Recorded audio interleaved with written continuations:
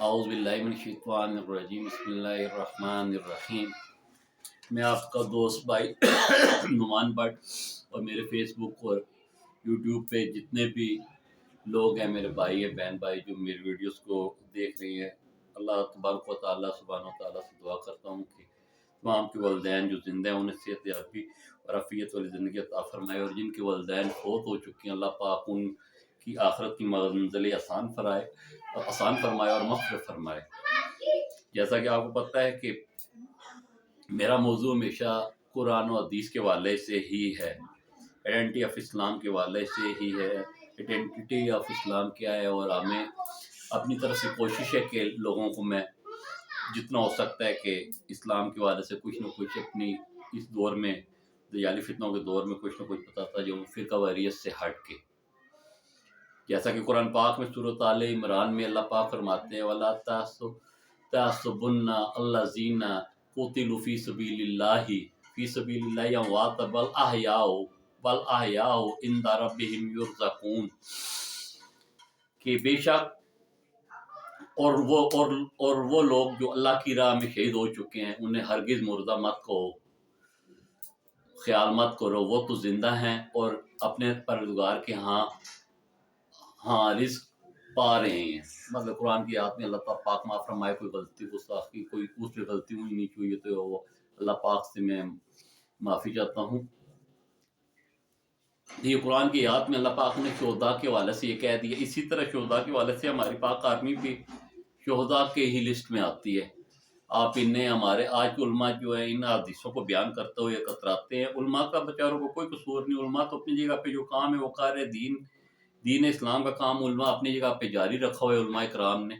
جن کچھ اسکالر اور یوٹیوب پر جو ہے آج کل کے دور میں وہ علماء لگایا اور مولوی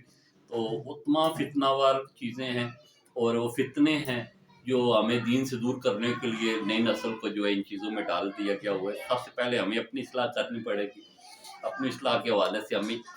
ایک بھی حدیث ہو نبی کریم صلی اللہ علیہ وسلم کی تو ہمیں اسے بھی یاد کرنا پڑے گا، صرف یاد ہی نہیں بلکہ اس کے اوپر عمل بھی کرنا پڑے گا۔ صحیح بخاری کی جلد نمبر 3 میں حدیث نمبر 2811 ہے، حضرت ابو ابس ہے غالباً، حضرت ابو ابس عبد الرحمن بن جبر رضی اللہ تعالیٰ عنہ سے بیان کرتے ہیں کہ رسول اللہ صلی اللہ علیہ وسلم نے فرمایا جس بندے کے قدم اللہ کی راہ میں غبار آلودہ مطلب کہ مٹی سے بھرے ہوئے ہیں اسے جہنم کی آگ نہیں چھوئے گی۔ مطلب کہ صحیح بخاری کی جلد نمبر 3 میں 2811 حدیث صاف کلیئر ہمیں یہ بتاتی ہے کہ جو اللہ کی راہ میں ایک قدم بھی چلا ہے جہاد کے لیے، جہاد فی سبیل اللہ، جس طرح کی ہمارا ملک سلطنت اسلام کے نام پہ بنا ہے اور اسلامی جمہوریہ پاکستان ہے، اور ہمارے پہ فرض ہے کہ اپنی سرحدوں کی حفاظت کرنا، اور ہمارے جتنے بھی فورسز کے جوان ہیں، کسی بھی فورسز کی ہیں، وہ آرمی ہے، پاک آرمی، ایئر فورس ہے، نیول ہے، کسی بھی فورسز کے جوان ہے یا پولیس ہے، کوئی بھی ہے جو اپنی ڈیوٹی فرائض انجام دیتے ہیں خاص سرحدوں پہ یا اندر، تو جب ایک قدم بھی جب وہ وردی پہن کے نکلتے ہیں جہاد کے لیے اپنے ذمہ داری کے لیے، تو اگر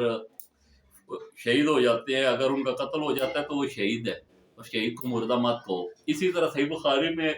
حضرت انس بن مالک رضی اللہ تعالیٰ عنہ حدیث نمبر 2877 ہے، غالباً 2877 ہے، حضرت سے روایت ہے کہ وہ نبی صلی اللہ علیہ وسلم سے بیان کرتے ہیں کہ آپ نے فرمایا کہ کوئی شخص ایسا نہیں جو جنت میں جائے گا اور پھر وہ واپس آنے کا کہے، جنت میں جانے کے بعد اگر اسے دنیا کی تمام آرائش بھی اللہ تعالیٰ پیش کرے گا تو وہ واپس آنے کا نہیں کہے گا، ماں سوائے ایک شہید کے۔ جب اس سے اللہ تعالیٰ پوچھے گا تو وہ کہے گا کہ اللہ مجھے 10 دفعہ دنیا میں بھیجو اور 10 دفعہ میں آپ کے راہ میں شہید ہوگا، کیونکہ جس طریقے سے میں شہادت کے بعد جو رتبہ آپ نے مجھے جس طرح نوازا تھا اس دنیا سے جاتے ہوئے، جو چیزیں میں نے پائی ہیں اس کا لطف کچھ اور، یا حدیث کی میری زبان میں اوپر نیچے لفظ ہو سکتے ہیں، تو حدیث بالکل صحیح ہے، صحیح بخاری کی جلد نمبر 3 میں ہے، 2877 حدیث ہے۔ اسی طرح اللہ پاک نبی کریم صلی اللہ علیہ وسلم نے ایک جہاد کے حوالے سے ایک اور حدیث ہے جس میں حضرت ابو ہریرہ رضی اللہ تعالیٰ عنہ سے روایت ہے، حدیث نمبر غالباً وہ 2819 ہے، 2819 ہے، روایت کرتے رسول صلی اللہ علیہ وسلم نے بیان کیا کہ آپ نے فرمایا حضرت سلمان بن داؤد علیہ السلام حضرت سلمان بن داؤد علیہ السلام نے ایک دن ارادہ کیا اور کہا کہ آج میں اپنی 99 یا 100 بیویوں کے پاس ایک ہی رات کو جاؤں گا اور اس میں سے جو بچے پیدا ہوں گے انہیں سب کو میں اللہ کی راہ میں شاہ سوار بناؤں گا. یہ حدیث کا میں مفہوم بیان کروں کہ اللہ کی راہ میں انہیں میں اللہ کی راہ میں جہاد پہ شاہ سوار بناؤں گا انہیں اللہ کی راہ کے لیے, جہاد فی سبیل اللہ کے لیے. ان کے پاس ان کے ایک صحابی کھڑے تھے, انہوں نے کہا کہ حضرت سلیمان علیہ السلام کو کہا کہ آپ نے انشاءاللہ نہیں کہا, تو وہ انشاءاللہ کہنا بھول گئے, انشاءاللہ نہیں کہا. پھر وہ جب رات کو گئے تو جب ان کی 99 میں سے صرف ایک بیوی حاملہ ہوئی اور اس میں سے بھی ایک جو ہے ایک اپاہج بچہ پیدا ہوا, جس طرح روایت ہے حضرت ابو ہریرہ کہ اس کے مطابق ایک اپاہج بچہ پیدا ہوا, وہ بھی روایت اس طرح کہ نبی صلی اللہ علیہ وسلم نے یہ بتایا. اور اللہ کے رسول صلی اللہ علیہ وسلم فرماتے ہیں کہ اگر اس دن اگر سلمان میرا بھائی سلمان علیہ السلام اگر اس دن کہہ دیتے کہ انشاءاللہ, تو ان کی 99 ہی بچے ہوتے, سب بیٹے ہی 99 پیدا ہوتے اور سب اللہ کی راہ میں جہاد فی سبیل اللہ کے لیے شاہ سوار ہوتے. مطلب کہ جہاد کی فضیلت اور جہاد پہ جانے کے لیے جو دعا, اس حدیث سے یہ بھی واضح ہوتا ہے کہ آپ جب جہاد پہ جا رہے ہیں, جہاد کے لیے نکلے ہیں یا جہاد کے لیے دعا کرتے ہیں, تو اس پہ آپ اپنی اولاد بھی مانگ سکتے ہیں اور اسے جہاد کا بھی کہہ سکتے ہیں, اور آپ کی وہ حدیث سے مفہوم نکلتا ہے کہ وہ آپ کی دعا پوری بھی ہوتی ہے, پر بشرط یہ کہ آپ کو انشاءاللہ بھی کہنا پڑتا ہے. یہ 2 حدیثیں اور ایک قرآن کی آیت سورۃ آل عمران کا بھی میں نے آپ کو بتایا. تو اس سے یہ ظاہر ہوتا ہے کہ ہمیں جو ہے دین اسلام کے لیے کام کرنا چاہیے, اور خاص طور پہ اسلام کے لیے. اور علماء کرام کو اس دجالی فتنے میں علماء کرام کو برا بھلا کہنے سے بہتر ہے کہ ہم اپنی اصلاح کریں. عالم دین کا جو کام ہے وہ فقہی مسئلے ہیں, ان پہ نہ آپ کو نہ مجھے کسی کو بولنے کی ضرورت نہیں ہے. ہم فقہی مسئلوں میں تب پڑھیں کہ ہم بہت بڑے عالم ہوں, یا ہم نے فقہ کو پڑھا ہو, حدیث کی شرح کو پڑھا ہو, قرآن کی تفسیر کو شرح کو لکھا ہو, پڑھا ہو, یا ہم سمجھتے ہوں. ہم نے تو ایک آیت کا ترجمہ بھی ہم کرتے ہوئے ہمیں یہ نہیں پتا کہ آیت کس وقت کس جگہ پہ مکی ہے کہ مدنی, اور کس جگہ پہ کب نازل ہوئی ہے. تو ان تمام چیزوں کو دیکھتے ہوئے میں آپ لوگوں سے یہ بھائیوں سے دعا کروں گا کہ خدا را آپ جو ہے یہ یوٹیوب کے اوپر آج کل جو آپ کے موٹیویشنل اسپیکر بنے ہوئے ہیں, اور زیادہ تر اس کے علاوہ جو کچھ علماء بھی ہیں جو آپ کو مختلف حوالے سے گفتگو کرتے ہوئے نظر آتے ہیں, ہر طرح ہر آدمی ایک اسکالر بن کے اس کی گفتگو کا میں جتنا بھی یوٹیوب پہ سرچ کرتا ہوں دیکھتا ہوں, تو ابھی رجب کے کنڈے آئے ہیں اس حوالے سے لگے ہوئے ہیں. کوئی ہاں جی یہ حضرت امیر معاویہ رضی اللہ تعالیٰ عنہ کے حوالے سے ہے, شیعہ